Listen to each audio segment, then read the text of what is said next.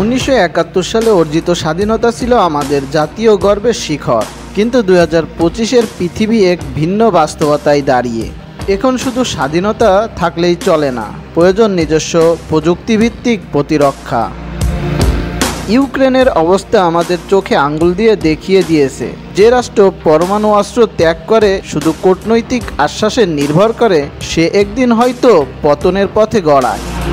বাংলাদেশ এখনও তার আকাশ প্রতিরক্ষায় ভরসা রাখে সীমিত ক্ষমতাসম্পন্ন চীনা FM-19 মিসাইল সিস্টেম, যা মূলত কম উচ্চতায় ও কম রেঞ্জে কার্যকর।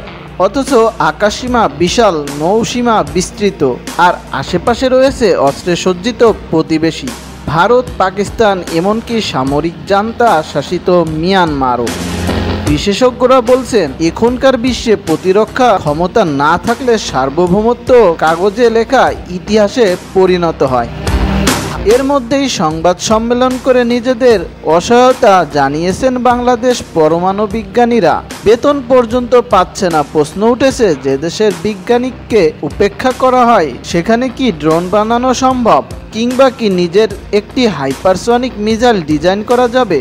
অন্যদিকে ইরান, যারা একাধিক আন্তর্জাতিক নিষেধাজ্ঞার মধ্যে থেকেও নিজেদের রেভলিউশনারি গার্ডের প্রযুক্তি ব্যবহার করে তৈরি করেছে ফাত্তা-2 হাইপারসনিক মিসাইল, যা ইসরায়েলের মাল্টিলেয়ার এয়ার ডিফেন্স ভেদ করেছে। তাদের আত্মনির্ভরশীলতা আজ বাংলাদেশের জন্য এক কঠিন আয়না। বিশ্বের ভূরাজনৈতিক মানচিত্রে বাংলাদেশ অত্যন্ত গুরুত্বপূর্ণ এক অবস্থানে দাঁড়িয়ে। চীন ও ভারতের মাঝখানে, বঙ্গোপসাগরের দ্বার প্রান্তে, আন্তর্জাতিক ট্রেড রুটের মাঝখানে। এমন অবস্থানে সামরিক দুর্বলতা মানে একদম খোলা মাঠে দাঁড়িয়ে থাকা।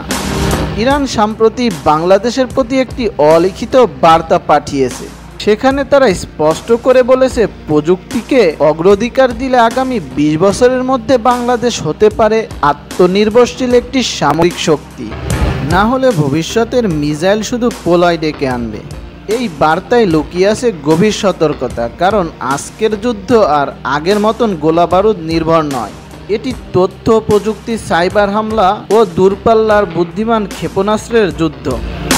যে জাতি বিজ্ঞানকে মূল্য দেবে না, সে জাতি কেবল রণক্ষেত্রেই নয়, কূটনৈতিক লড়াইতেও পরাজিত হবে। বিজ্ঞানীদের মতে এটাই সময় বাংলাদেশের ঘুরে দাঁড়ানোর। ডিজিটাল বাংলাদেশ কেবল মোবাইল ফোনের ভিডিও দেখা নয়, এটি হওয়া উচিত ড্রোন, কৃত্রিম বুদ্ধিমত্তা, রাডার, স্যাটেলাইট ও ক্ষেপণাস্ত্র গবেষণার মূল ভিত্তি।